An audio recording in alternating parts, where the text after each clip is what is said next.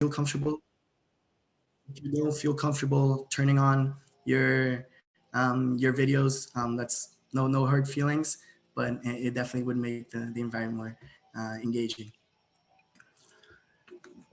So before we get started, I would like to take a moment to acknowledge that UBC's Vancouver Point Grey campus is situated on the traditional, ancestral, and unceded territory of the Musqueam people. And I'm extremely grateful to be currently living on this land and continuously learning and growing. And I would also like to point out that many of you may be joining us from numerous places around the world, both near and far. And I'd like to acknowledge the traditional owners and caretakers of those lands. So my name is Gilly, and I'm happy to be your host for today's first ever Zoom hosted Let's Talk About Research event. We'll have two facilitators, Crystal and Eamon, who will be monitoring the chat throughout the session and answering any questions that you guys may have. And together, alongside with a few other members, we make up the LFS ACE Events Committee. So for those of you who don't know exactly what LFS ACE is, LFS ACE stands for Academic and Career Engagement Team, and we are a group of students representing all programs, our faculty, and our focus is delivering programming related to academic research and academic success and career development. And our team consists of 3 different committees, each with their respective objectives to fulfill throughout the year. The events committee hosts a total of 4 events. Kicking things off with this one, let's talk about research, followed by Is Grad School Right for Me, which will be coming up later this month on November 20th. And then next term, we'll be having two more events, so stay tuned for those. But on to today's event, let me give you guys a brief overview of how the plan will look like for the next hour and 25 minutes. So we'll be having our main speaker, Sandra, who will be introducing some main aspects about undergraduate research, followed by our panelists who will be sharing their research experiences. And after that, we'll be having a Q&A session with the different panelists and Sandra, where you guys will get the opportunity to get some of your questions addressed. And lastly, we'll just finish off with a fun activity and an exit survey at the end. Now, before I move on to Sandra, I would just like to allow you guys, some of you, it may be, you guys still may be new to Zoom. So I would just like to give a quick Zoom tour, some of the main features that I feel like you guys should get acquainted to before we get started. And the main thing is knowing how to mute and unmute yourself, as well as turning on or off your video camera. You can see those boxes at the bottom left of your screen, as well as if there's any questions that arise throughout the session, you can use the chat box, which is in the bottom, in the middle, to ask any questions that will be answered by Eamon or Crystal.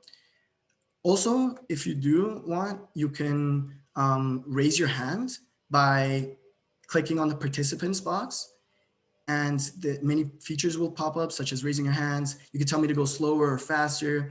If there's any questions that I'll ask to you guys, you can say yes, or respond with yes or no. So yeah, I just wanted to point that out. If you do want to speak up, you can raise your hand and I will call on you. But without further ado, I wanted to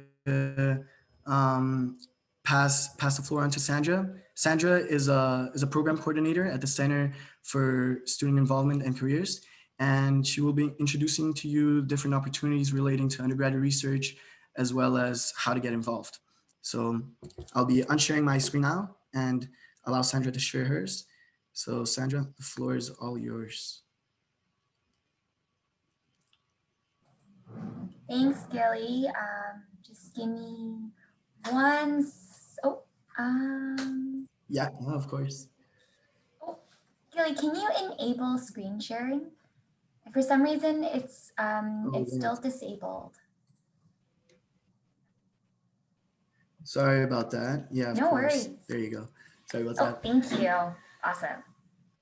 Hope you should have access to it now. All right, perfect. Yes, I do. Oh. All right. Can you all see the screen? Yes. Okay, great. So Gilly, thank you so much for the introduction. So hi everyone, my name is Sandra. So I work as the program coordinator for workplace learning at the Center for Student Involvement and Careers. My main portfolio is really to support students in obtaining undergraduate research opportunities here at UBC. So specifically, I manage 3 different programs, which I will talk more about during my mini presentation today. So one thing I will mention is that I will be sharing the slides with you after today's session. So there is quite a bit of information. And so if you, if you're not wanting to take any notes or, you have any follow-up questions later, you can refer to the slides accordingly. Okay, so the first program I want to talk about is the NSERC Undergraduate Student Research Awards, also known as the NSERC USRA for short. So the award provides you with an opportunity to work closely with a faculty member on a research project. So these awards are paid full-time positions, so meaning 35 hours a week for about 16 weeks. And you can hold this award either in the summer, fall, or winter term. In terms of student eligibility, Canadian or domestic undergraduate students can apply. There are very specific eligibility requirements for this award, so please do check out our website, which I have listed below here in the slide if you're wanting to know more about what the eligibility criteria is. And the application process happens once a year starting in January. So whether you're planning to hold this award in the summer or fall or winter term, we do one annual competition and you apply directly to your faculty. So for LFS, their deadlines have typically been in early March. The deadline for next year will be posted on our website around December. And another thing I wanted to mention is for this NSERC USRA, you do have to find a faculty member before you submit your application. So you, for the application process, typically you would work with your faculty member and you submit the application together.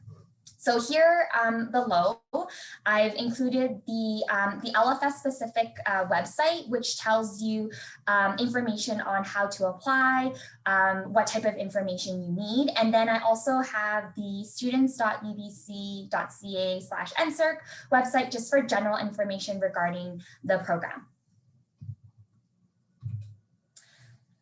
Okay, WorkLearn International Undergraduate Research Award. So this program is very similar to the NSERC USRA in that you work with a faculty member closely on a research project. It's a paid full-time award. So again, 35 hours a week for a minimum of 16 weeks.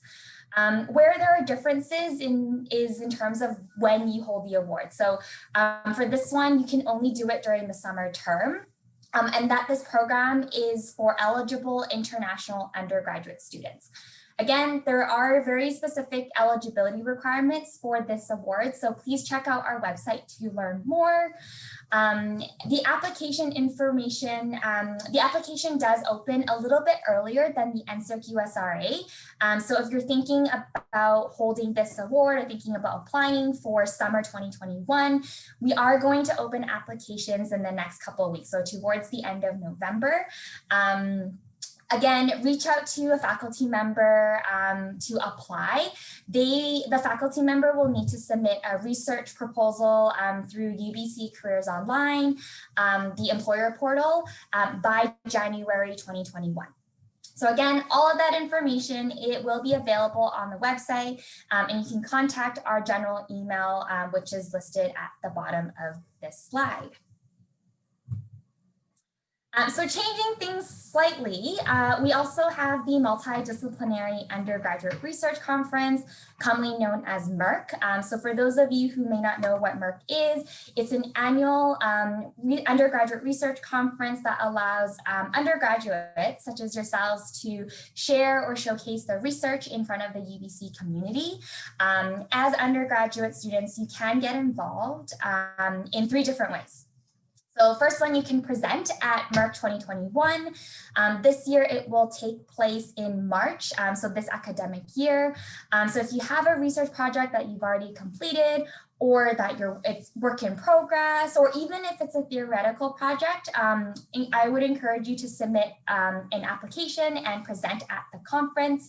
You can choose to either do an oral presentation or a poster presentation.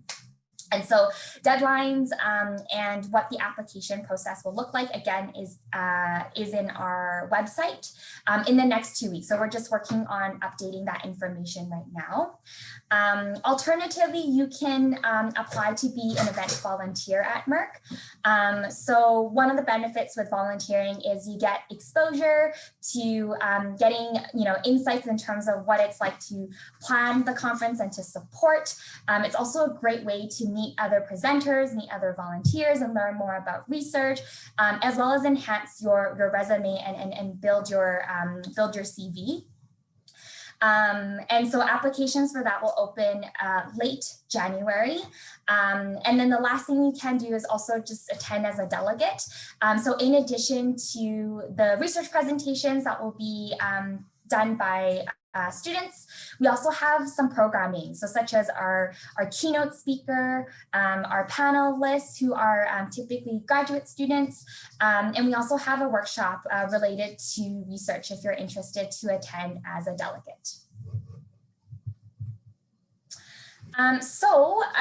I think the first 2 programs I mentioned, they were full-time, and you might be wondering, well, what if I don't want to pursue research in a full-time capacity? Is there an alternative?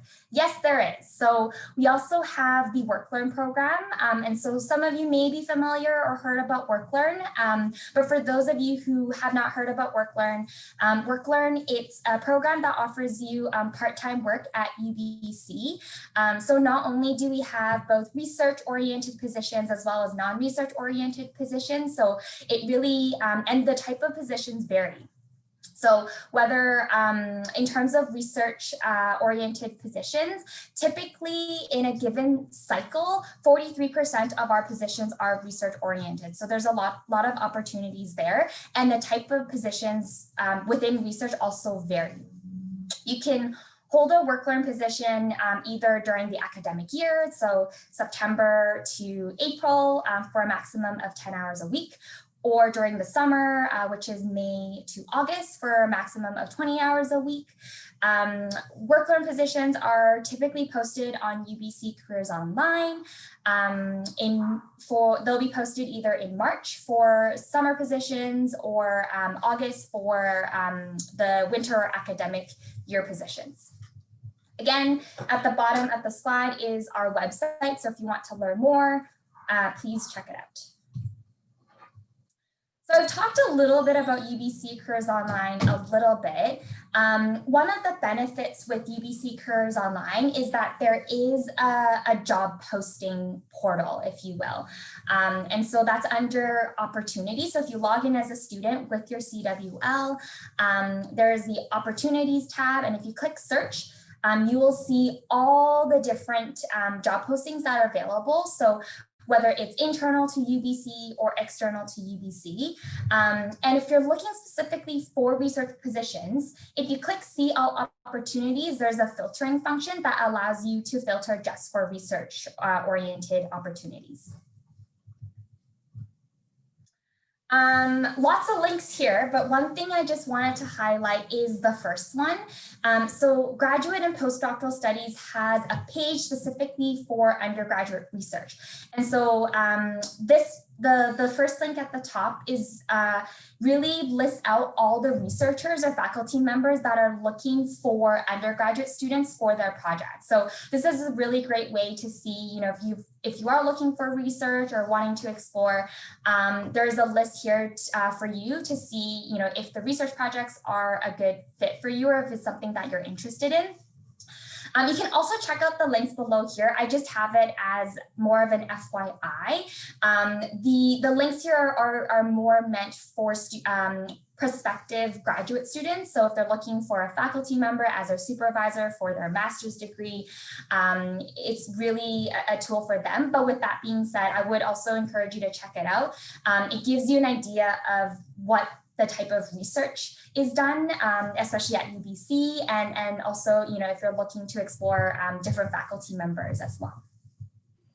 Sorry to interrupt real quick, Sandra. Yeah. I have a question in the chat by Miriam. She's asking if are research opportunities usually posted on Careers Online at a specific time of the year, or is it a rolling basis throughout the year?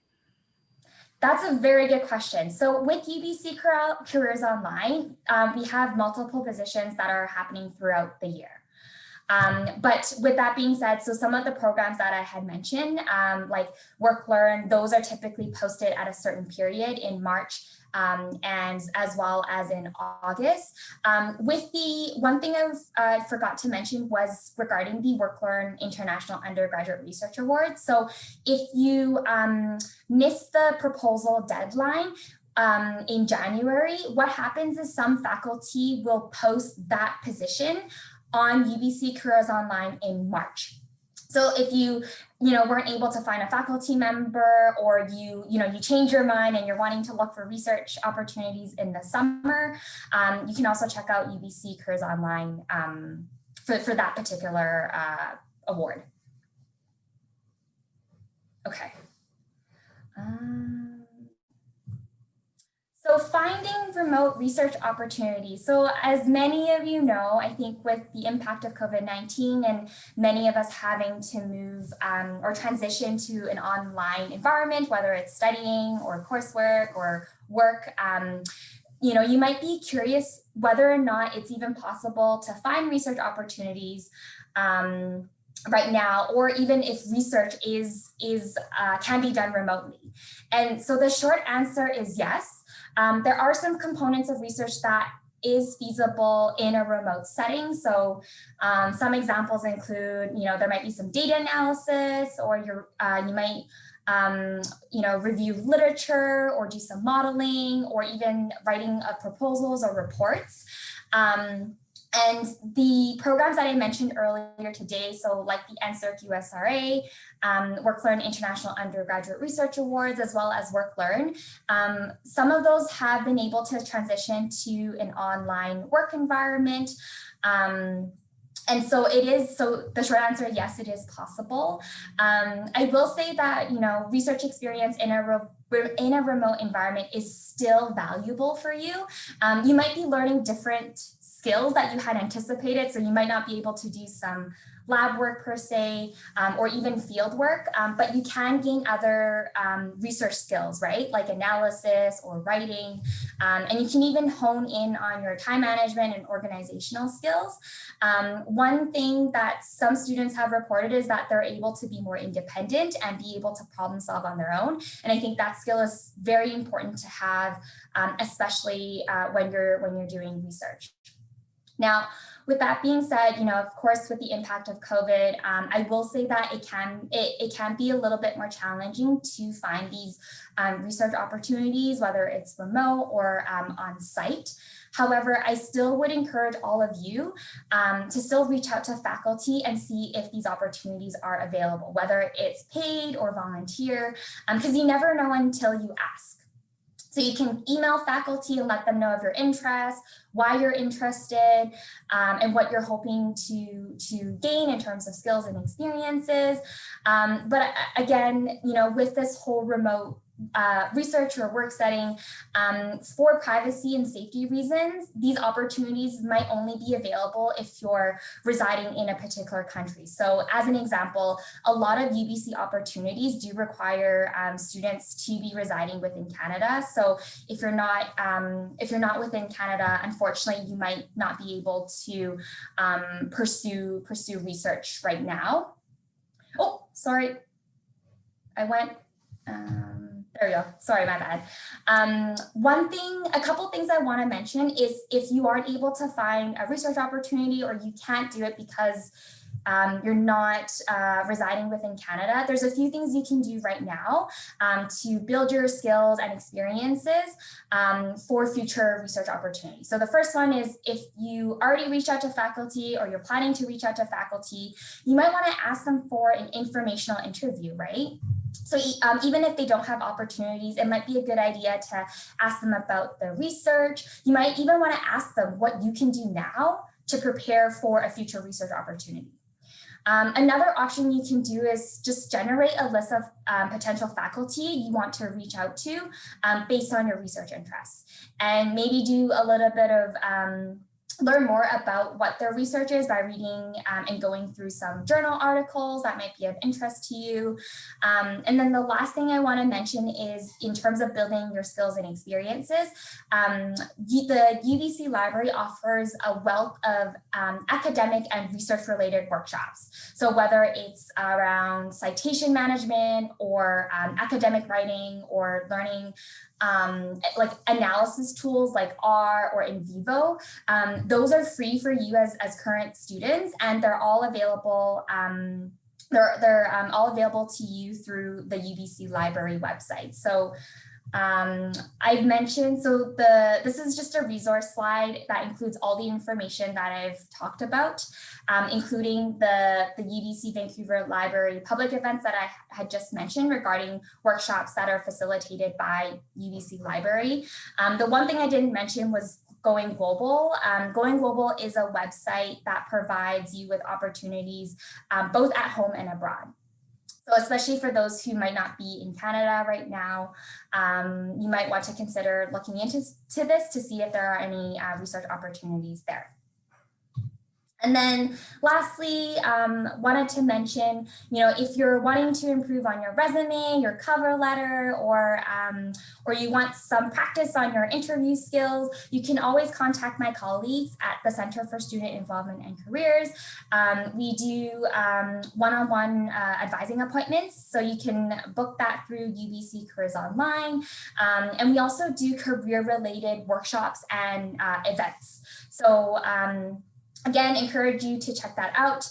Our email, the general email is there, but you can also check out your UBC Careers Online account for all those, for all the workshops and the events. So that's it for me. I do realize this is probably very information heavy. And so that's my email there. If you do have any questions, feel free to ask me at the breakout session or after today's event. Thank you.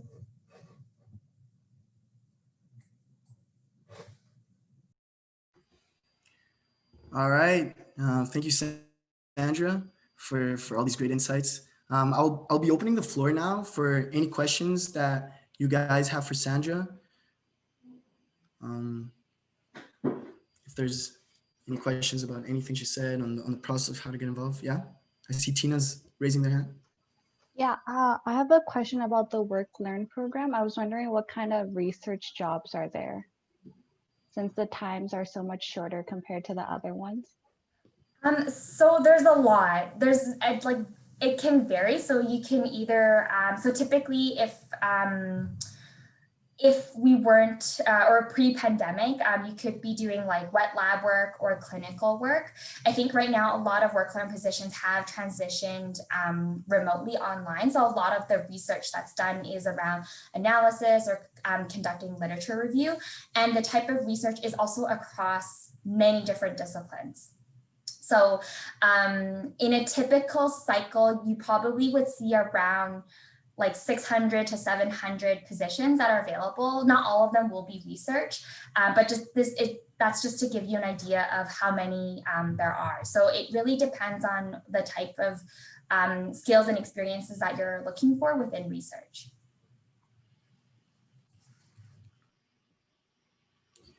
All right, any other questions?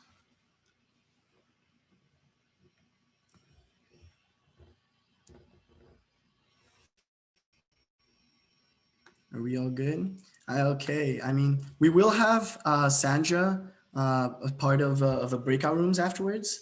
So those of you who will get placed with her, you'll have a chance to ask any additional questions that may pop into your mind then. So let me actually share my screen again now. All right, I hope you all can see my screen. But so next up, I would like to transition to the exciting panelist portion of the event, where I will have our 4 panelists join stage. I will ask them a couple of questions, and after which you guys will get the chance to get some of your questions addressed in the breakout rooms. And so let me have each of our 4 panelists quickly introduce themselves by saying their names, what year they're in, the program that they're pursuing, and a brief description of the current research that they're involved with. So if we can get Hannah, why don't you start us off? Great, thanks, Billy. Hi, everyone. My name is Hannah. I am in my final year of my undergraduate degree in global resource systems.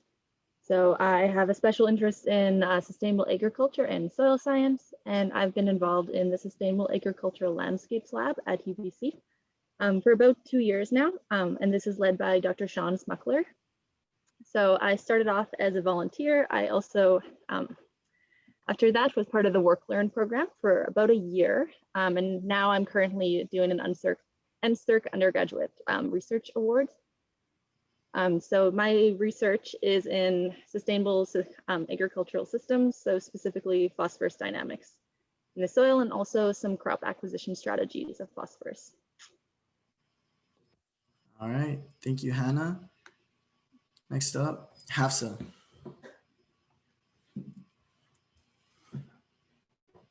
I think you're on mute, Hafsa. Okay, yeah, all right. So hi, everyone. My name is Hafsa. I graduated this past May, and I did my degree in applied plant and soil sciences. During my undergraduate, I had a difficult time finding exactly what interested me. So I did 2 work learning positions. I did one in the Reesburg lab, and then my second one was in the Angert lab. So it was, I knew ecology is where I like to be, and that's where I explored my options in plant ecology. So currently I'm planning to, I'm preparing to return to UBC to do my master's. And my current research interests are exploring biodiversity and ecosystem services relationships in urban settings. So urban ecology, what really interests me. Yeah. All right, thank you. Thank you, Hafsa. Zoe, why don't you go next? Hi, so my name is Zoe. My pronouns are she, her. So I graduated from the Global Resource Systems program in May, which was a very interesting time to graduate. However, in January, I had started a research position with the Climate Justice Research Collaborative. And me and a team of 2 others have been working to develop a card game that focuses on communicating messages of climate justice. So our research has been quite heavy on a literature review. We haven't quite gotten to the final stages of research yet, where we test whether or not it works. But I've also taken coursework in research methodology classes. So I've taken SOCI 217, 310, and LFS 350, which I'm sure most of you will take or have taken.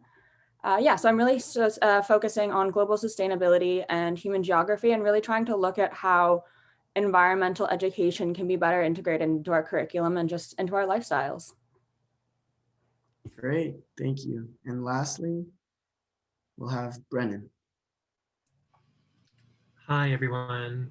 My name is Brennan. I'm a 3rd-year student in global resource systems. My pronouns are he, him, his. And I don't actually work in research. I work in research management, which is a back-end position. It's not super common. You'll see it more on very large multi-million-dollar projects or with like organizations or institutions that handle research, which is what I work at. I work at the Center for Sustainable Food Systems as part of UBC Farm. And yeah, so a lot of my work is involved with like the helping researchers with the development of a project, like establishing it at UBC Farm, or with the follow-up after a project is finished, and some work in the middle. But a lot of the back end kind of logistical stuff that is a little bit too tough for researchers to manage with like large projects, or in the case of multi-project institutions. All right. Thank you all for the introduction. And we'll be getting into our first question then, which I will actually like to have all of your guys's opinions, as I feel like this is a great question to have multiple perspectives from. And the question is, what would be your 3 biggest pieces of advice for students wanting to get involved in research? So I'll give you guys a brief moment to think about it, and then we can have, in the same order that we had you guys introduce yourselves, we can have you guys answer the questions. So Hannah, followed by Hafsa, Zoe, and then Brennan. Okay, great. I guess I can get going with it then. So my 3 biggest pieces of advice, as I mentioned, I started off as a volunteer in the lab, and I think this was a really good way to kind of get my foot in the door. It allowed me to kind of get a feel for the lab, and also not just being a volunteer, but also making sure you're like a reliable and like you show an interest in the research. I think that was a pretty key part, because yeah, after I volunteered, I was able to get a work-learn position, because I could be, they knew that I was reliable. So I think that was a really, really key part.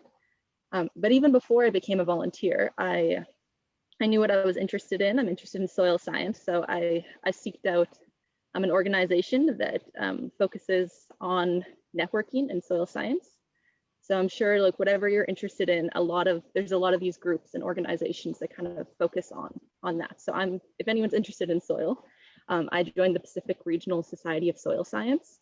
And this is a really good group to join. If they do different events, they send out newsletters, so you can really see what's going on in whatever you're interested in.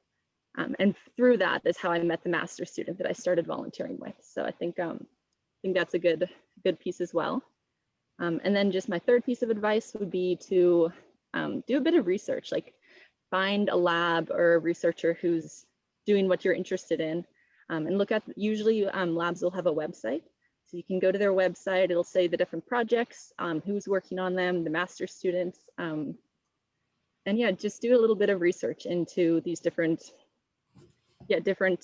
labs, researchers, and you get the opportunity to meet with them. You can ask questions about their research. I think all researchers want to talk about their research, and they don't get that many opportunities. So I think just having an interest in it is another key part. So I think I can pass that off. I'm sure the others, everyone else have good points too. Hafsa, why don't you give us your thoughts? Of course.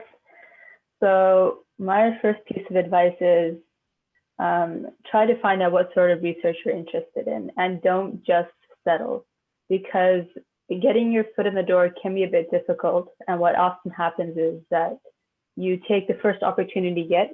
There's nothing wrong with that. But if that's something that you're not genuinely passionate about, or if that's then you can have a very difficult time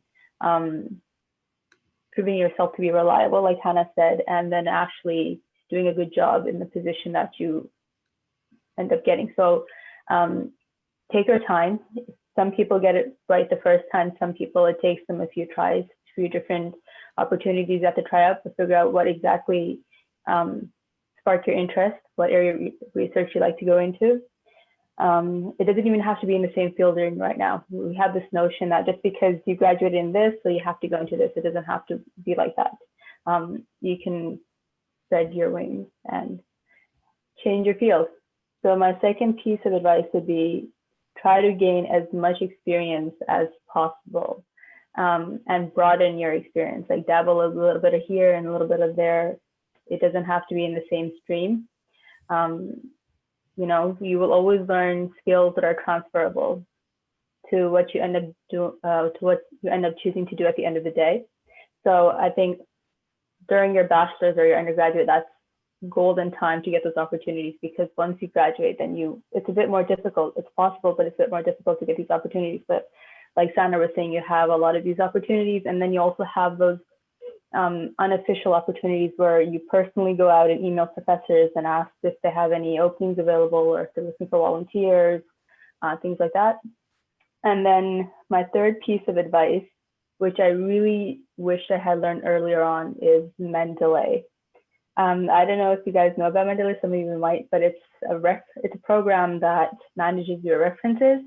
And if you're doing large-scale literature review, which you most likely will be doing if you're conducting in-field research or even clinical research, Mendeley is the program that you want to learn how to use, because at some point you have so many articles and they're hard to keep track of and you don't know who you're citing, but Mendeley will take care of that for you. So I really recommend learning about Mendeley. Yep. Perfect, thank you. Pass that on. Zoe, why don't you go next? All right, hi. So I would say that definitely looking for opportunities is really key. So honestly, I found out about my research position just on Facebook. The Climate Justice Research Collaborative posted about it, or I'd seen it around, and I have friends who were sort of a part of it. So looking for, particularly on Facebook or on social media, trying to find those clubs that you think you might have research opportunities or like that you might be interested in. So for me, I'm interested in climate justice and sustainability. So I followed organizations like the Climate Justice Research Collaborative. I look at City Hive, and I just try to keep looking as much as possible for opportunities. And sometimes a lot of these organizations will host workshops. And if you have the opportunity to attend one of their workshops, absolutely, I would recommend it, because not only will you meet everybody that actually works in the organization, but you'll also learn some new skills. So the Climate Justice Research Collaborative hosts workshops every so often. If that's something you're interested in, I would definitely recommend it, because you can learn some really great skills, learn something new, and meet a whole ton of people. Now, I guess it's just all online, but you can still meet people that way. I would also recommend taking courses that would provide you with research opportunity, particularly because I was working through my undergrad. So it makes it a little bit more difficult to time manage when you have a job and you have classes and you have all sorts of different things. So volunteering for places can be kind of tricky. So if you can take courses that will give you that research experience, again, SOCI 217, which is just an introduction to research methodology, SOCI 310, which is you actually go out and do interviews with people. So I interviewed 3 people on their perceptions of sustainability. And now that gives me a whole paper that I can present to universities when I'm applying for my master's degree to say, hey, look, I've done interviews, I've done this research, this is what I came up with.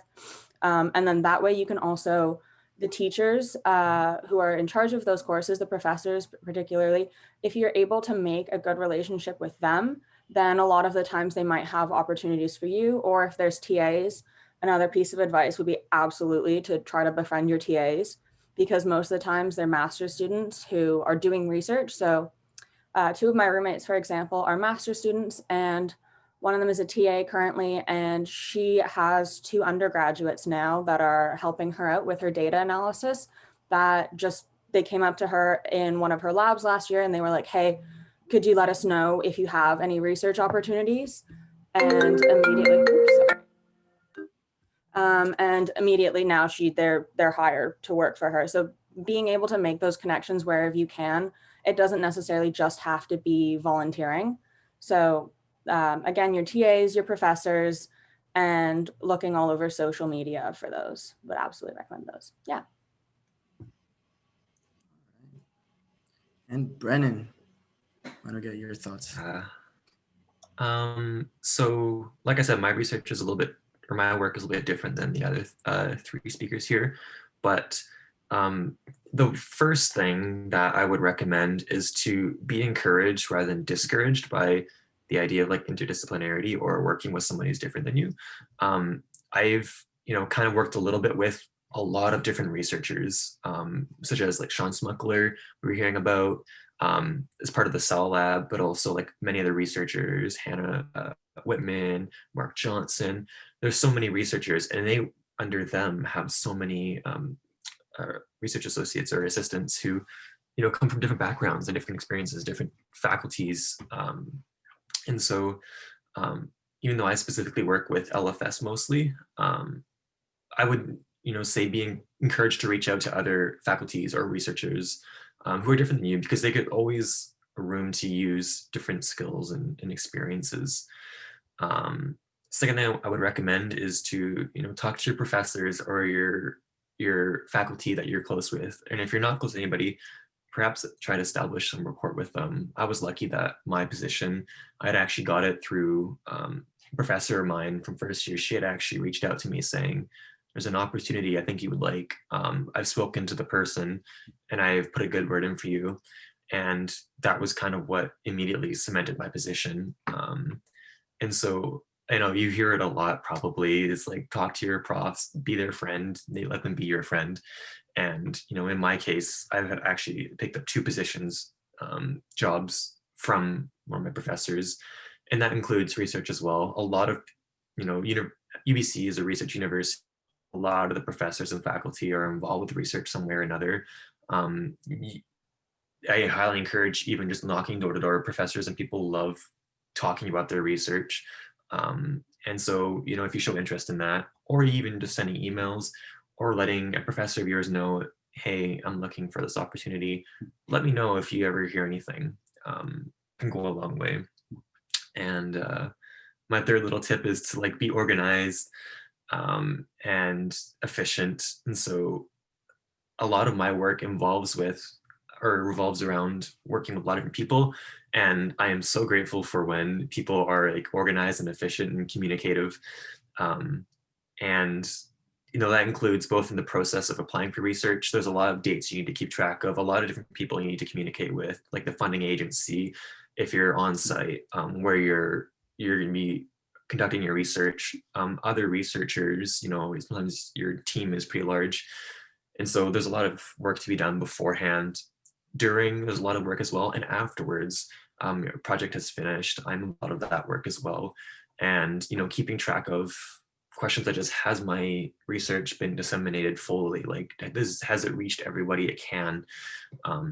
Keeping track of these things is very useful. And so I really recommend throughout your entire research process, from before you start to after you finish, the entire process, try and be organized. And I think that'll serve you quite well.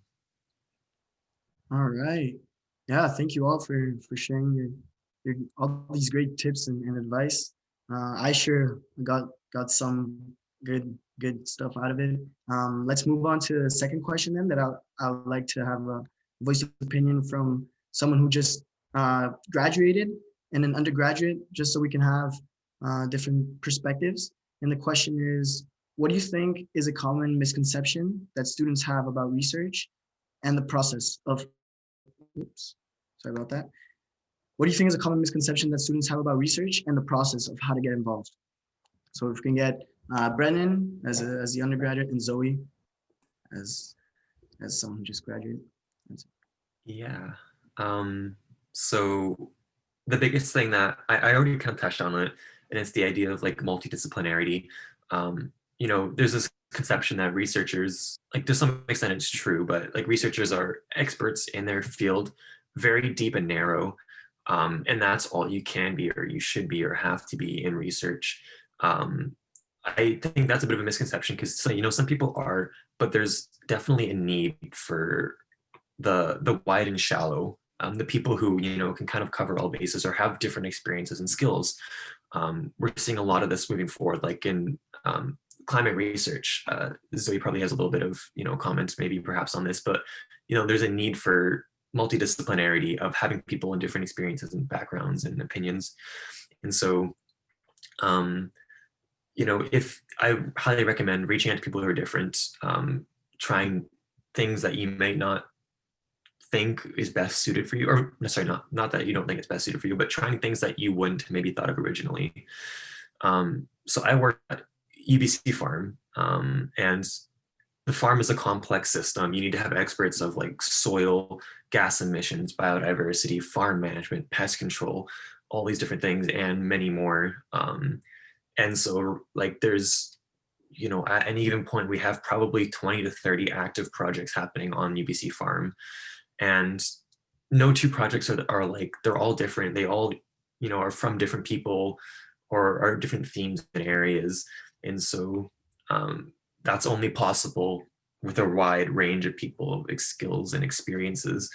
And so, I think there is some aspect of being, a specialist, the best in your field on something, but there's also, merit to having different skills and experiences, or at least working on a team that is similar interest to you, where you can apply different skills that aren't already there. You can kind of fill in the gaps. And so that's kind of my little tip is, research doesn't have to be straight and narrow. It can kind of be wide and shallow.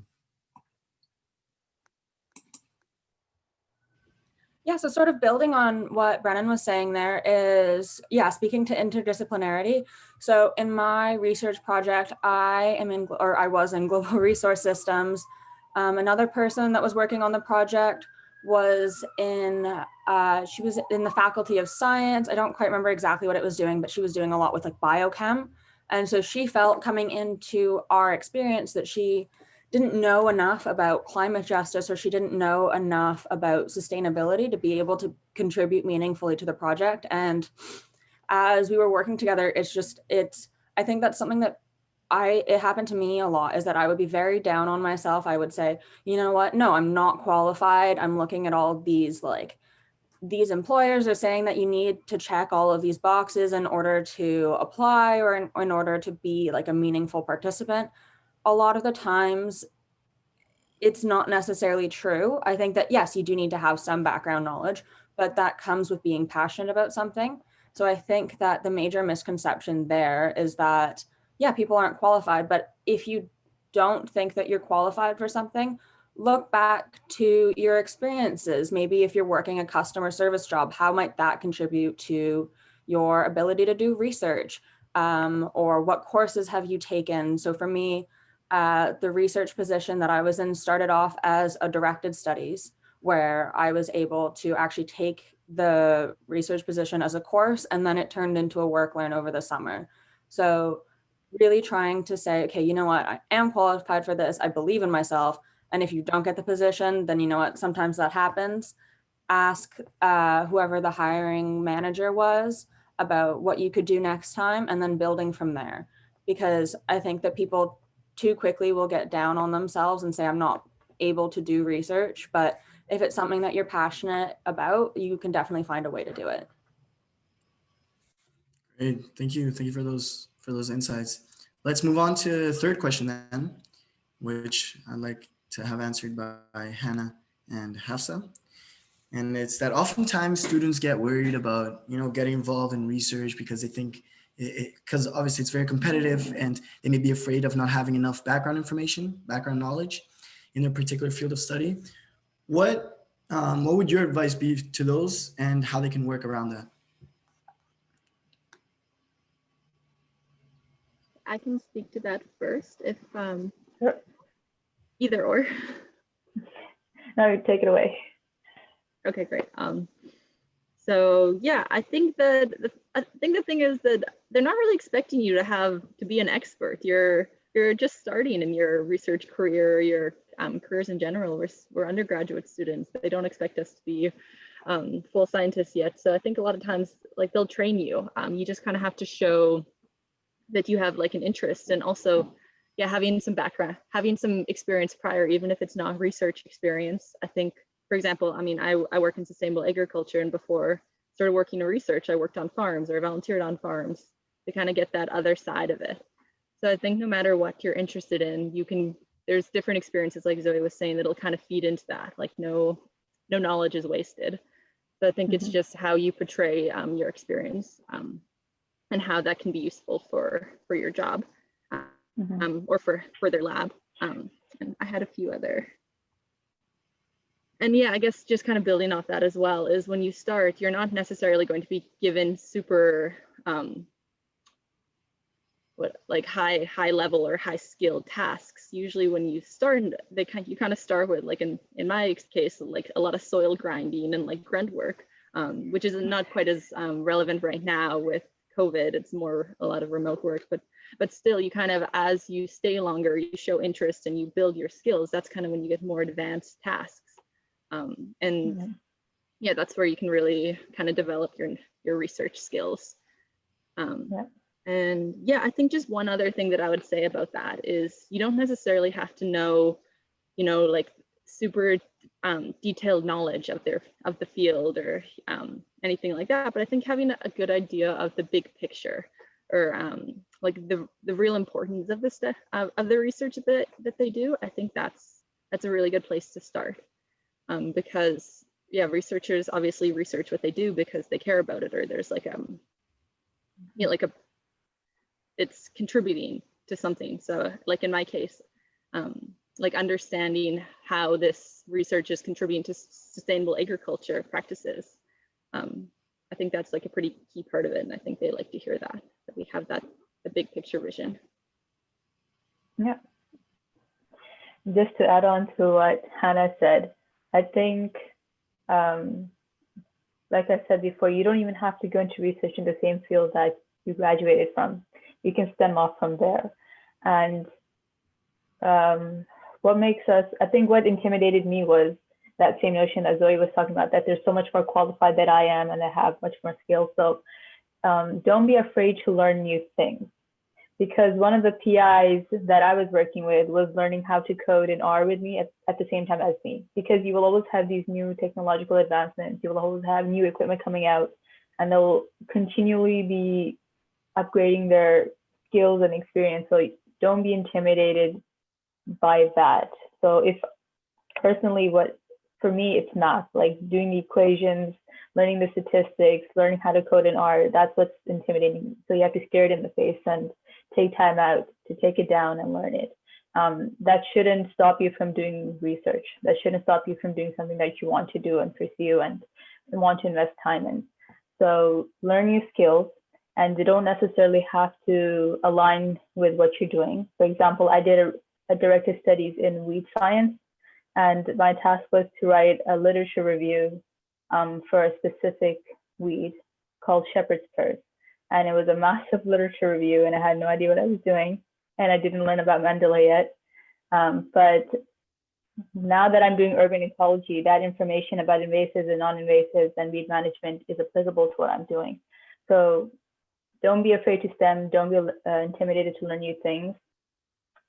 What else?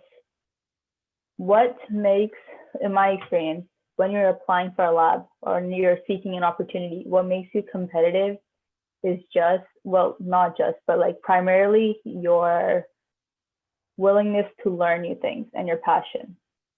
Because you will always have someone who will be so specialized in that background, or will have this skill or have this experience. But if you can exhibit that willingness to learn and just those work ethics, then you are already at a better place than someone else who doesn't. So that is what makes you much more desirable as a candidate, I guess you can say. And self-learning, like right now I've graduated self-learning. Like I have nothing to do with land use change, but I'm learning about urban land governance policy and land use change, and that somehow works into my research because I'm doing urban ecology. So always don't be afraid of self-learning and learning new things and continually growing as a learner and researcher. Yeah. All right. All right. Thank you. Thank you for all your guys' thoughts and insights. So now we will, now it's the audience time to get some additional insight on the major concerns that you guys have related to research. I'll be splitting you guys into different breakout rooms now, and time around 7 to 8 minutes around on the clock before rotating the panelists to another room. And this way you'll have the chance of engaging with each other in a more one-on-one type of manner, and get your questions answered from multiple perspectives. So in a moment, I will randomly assign you. And just to clarify, the participants do not, sorry, the participants do not have to do anything in the breakout rooms in terms of having to come back to main room and changing rooms. I will simply be rotating the panelists around. And also there will be a facilitator in each of the breakout rooms that will be there to answer any questions that you guys may have as well. And so at the end, we'll be doing 3 rotations, and at the end we'll recoup in the main room, where we'll continue with an exit survey and a fun little activity before closing things off.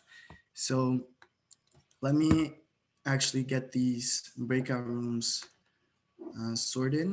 I will be creating 5 different rooms.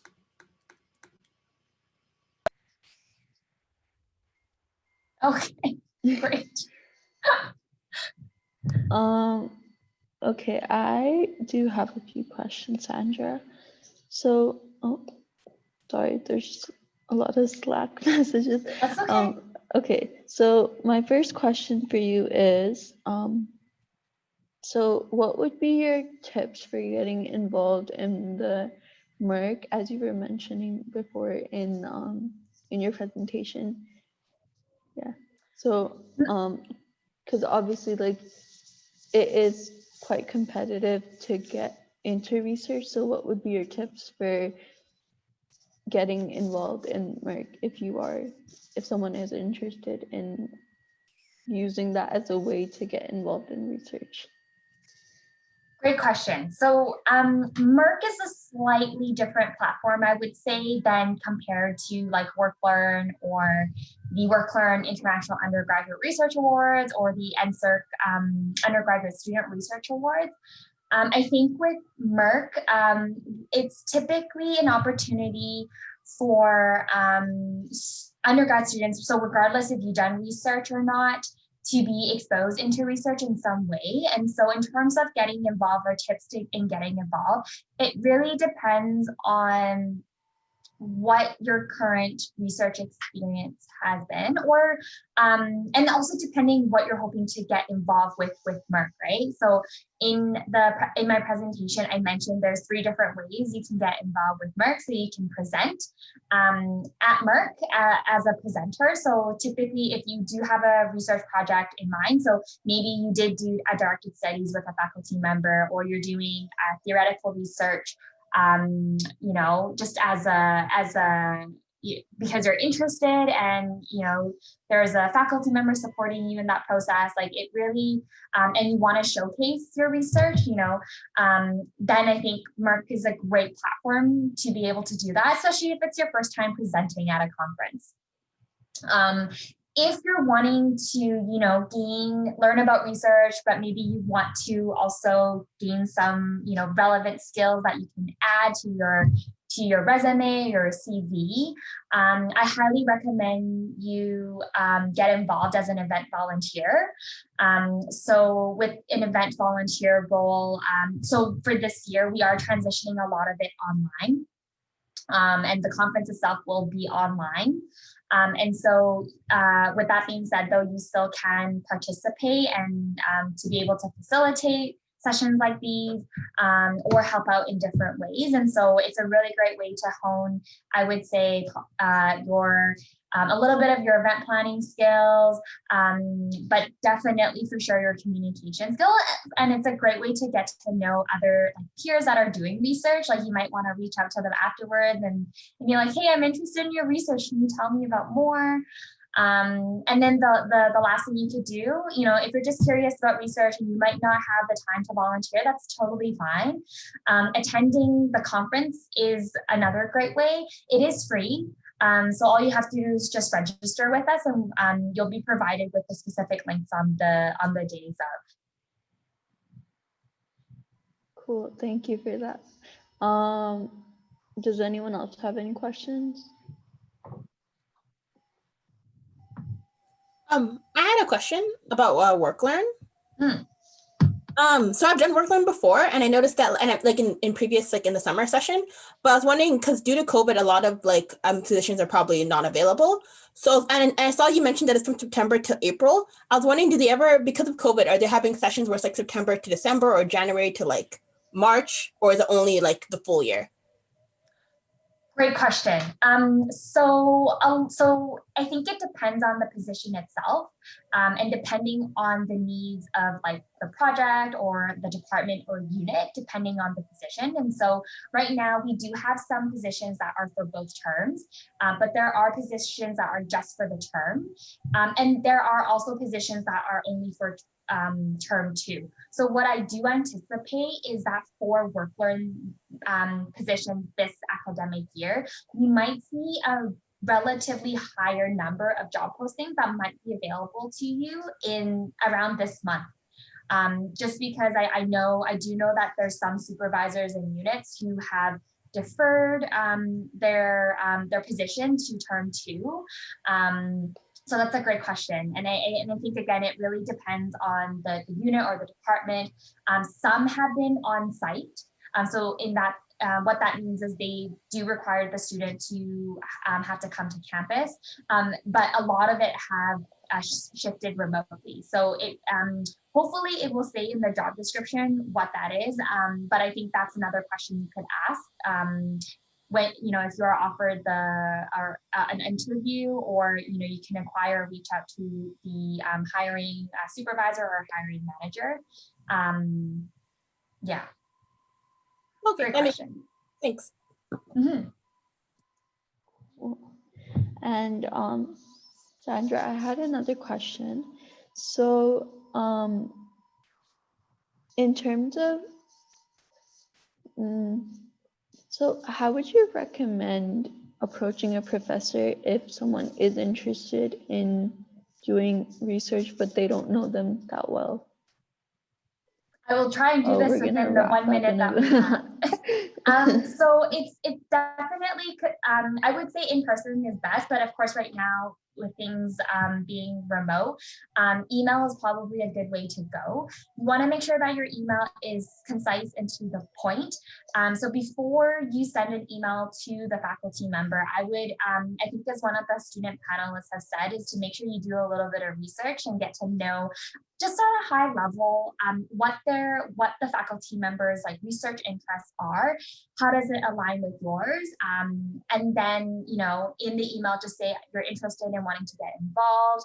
Are there any opportunities? And see if they're open to scheduling a quick meeting with you to talk about it.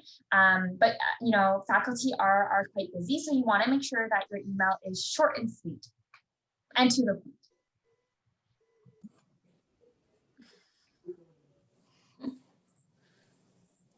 Okay. Hi, Sandra. Hi, I'm happy to answer any questions you might have. I have a question about preparing for interviews for research opportunities. So what do you think they're looking for in terms of skills for like an undergraduate position? Great question. So I think this will, apologies for having to generalize this, but I think this will really depend on the type of position that you're applying for, because it will vary. So even within the undergraduate level, they might be looking for someone with who have a particular skill set in certain things, or they might be open to anyone, and you might not necessarily need to have the skills and experience. So one thing I will say when you are preparing for an interview, especially for a research position, is one, look at the job description. And look at, in particular, look at the qualifications in terms of what they're, so you can see or get an idea of what they're looking for in the ideal candidate.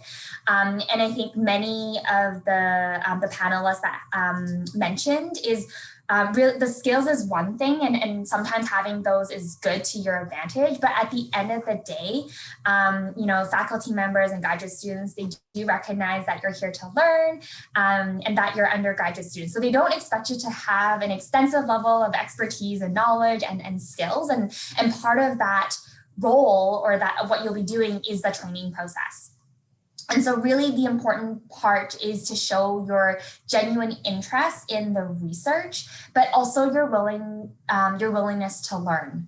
And I think this is more important more so for volunteer positions than paid positions. But I think with volunteer positions, you really want to make sure that you can commit to the hours that you agree to between, you know, your faculty member or the graduate student. If you feel like you can't, you know, commit to it, and you know, it might be best to say no or look for a different opportunity where you know, where the position requires maybe less of you, because that really goes a long way to really showcasing, you know, like your commitment, your level of commitment and your dedication to the faculty member or to the graduate student, whoever you're working with. I don't know if that answers your question. It was very, very general, I realize. But if you have a particular position in mind, I can maybe talk a little bit more. But hopefully that helps. And just to add on to that question, so say you're applying to a research position, how much research should you be doing beforehand for the interview process? Like, sorry, just so I understand your question, like how much preparation work to do? I think it really depends on how ready you feel in preparing for the interview. I think I can say this for both research or non-research positions. When it comes to research positions, one thing like I like to do is, you know, go through the job description, look into the research lab or and as well as the principal investigator. Even if you're not necessarily working with the faculty member or the PI, you might be working with the graduate student. It's nice to get a holistic idea, again, that high level of the research team, so that you know how this role fits in with the overall goals of the research. And for me, I like to think of like questions that they might ask and do some practice. When I say practice, I like to like jot down some notes of maybe my potential responses, but then also, because doing it in your head is very different than just like talking out loud, or maybe that's for me. And so I actually like to practice, like, I guess now you can do it in front of Zoom if you want, or I like to do it in front of a mirror, just so I can also see like where my nonverbal cues are and how that might be interpreted. And so practice makes, I wouldn't say perfect, but practice makes you feel more confident or makes you feel like you're more ready.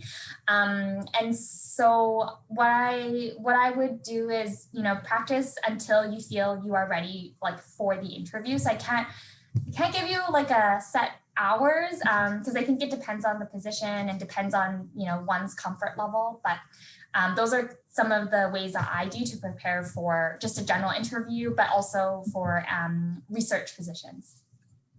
Thank you.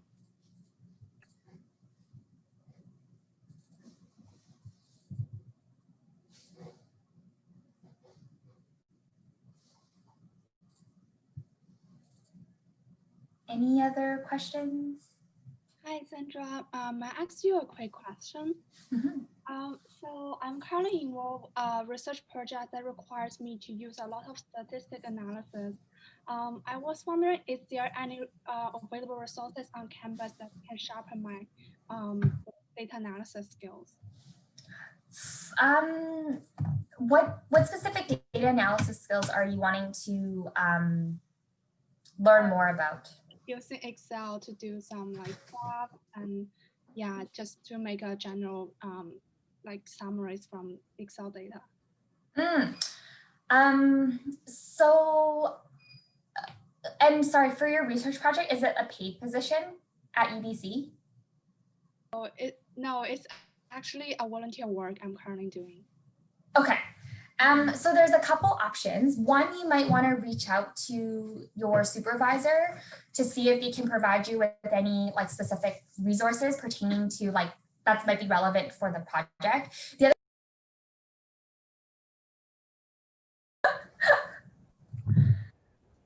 Yeah, Sandra, I also have a questions like how would you manage your like a research site, and then also you say you have just finished your master degree, and how are you gonna like manage the work and the study? Good question. So in the summer, I, as part of my graduate requirements was to complete like a graduating research paper that I had to do while working full time. And so one of the ways to keep me organized was essentially just keep like a calendar of like what my graduating like paper project would look like. So for those of you who, I guess the equivalent would probably be a directed studies at the undergraduate level is, with the directed studies, it's very independent work. I think I met with my supervisor and the review committee maybe once a month. And then just to go through some of the feedback or maybe questions I had, but a lot of it is quite independent. And so I think initially the project was quite large in scope, and also recognizing that we've shifted to the remote work and courses. I think for me, I had to narrow my scope down a little bit to make it a bit more manageable. So that's one. But I think what really helped was having like a calendar of what I needed to do every week. And so for me, I broke down the research process like from like the literature review stage to collecting data, analysis, and then writing, kind of high level. And then within each of the categories or the stages, broke it down further. So like if I was doing like a literature review, I spent, I think, about a month reading a lot of papers. And so it can get overwhelming, right? To have to read through 50 plus papers in a span of a month. And so I broke that down into like a weekly basis and maybe like theming the article so that it was easier to process in a way. So that, I think that really helped for me. And also it was helpful for like my supervisor too, because then she knew what I was working on, and to also ensure that I was like keeping on top of it because I wanted to be done by August. Yeah, thank you for sharing your how you plan ahead about the research. Sometimes, yeah, planning ahead is very important and you won't get overwhelmed to the last minute. Mm-hmm. Yeah. And just for one more question from my side, are you having a research-based master degree or just a course-based? Yeah, so I wish I did a research-based master's when I first started. I think when I wanted to switch over, for me, it was a little bit too late to switch over. But I think that was the main reason why I wanted to do a graduating paper, so I could still get that research exposure, even though it would have been the full research experience. But I still appreciate it nonetheless. So I think in hindsight, I would have done the research base and not the course base, but I think the graduating paper was such a great experience for me. Yeah, thank you for sharing that. Mm-hmm. Do you have any other questions, Gail or Diana? You may ask Gisandra.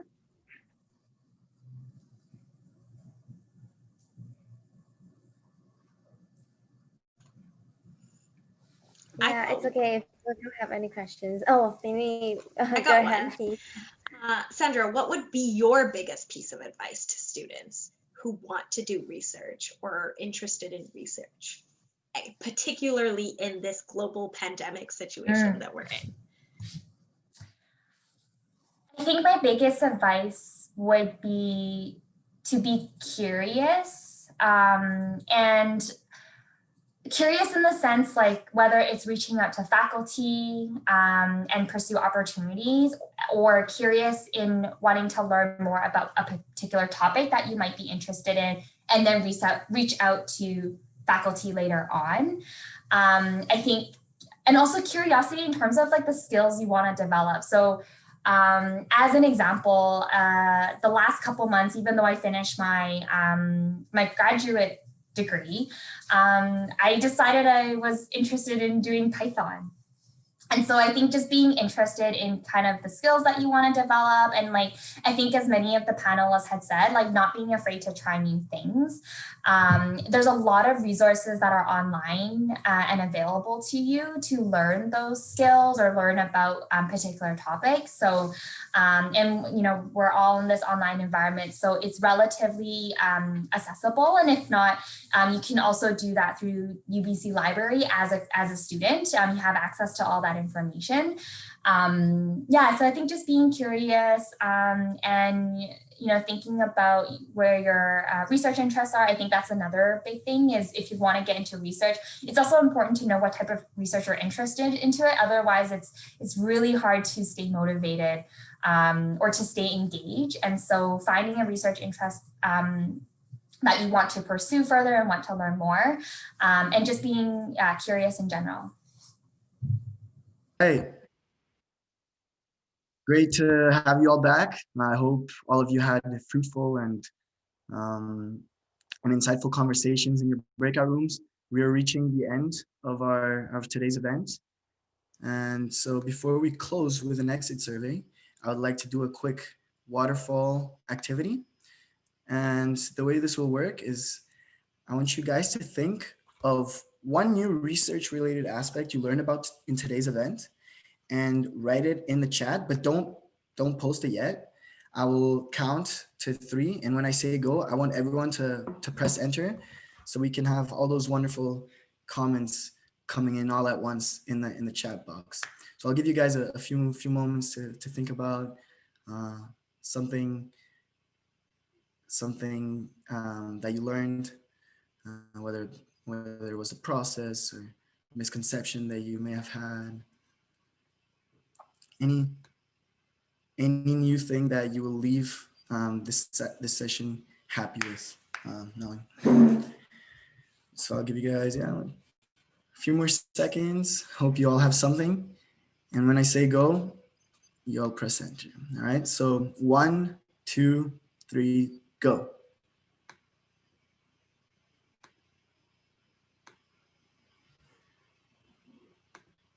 All right. Seeing all these great comments coming in is amazing. Learn of reaching out to faculty members really helps. Many different ways to access research opportunities. Yes, definitely. Looking on social media for research opportunities is amazing. Yeah, I definitely learned a lot of new tips and advice as well. And looks like you guys made good use of today's session.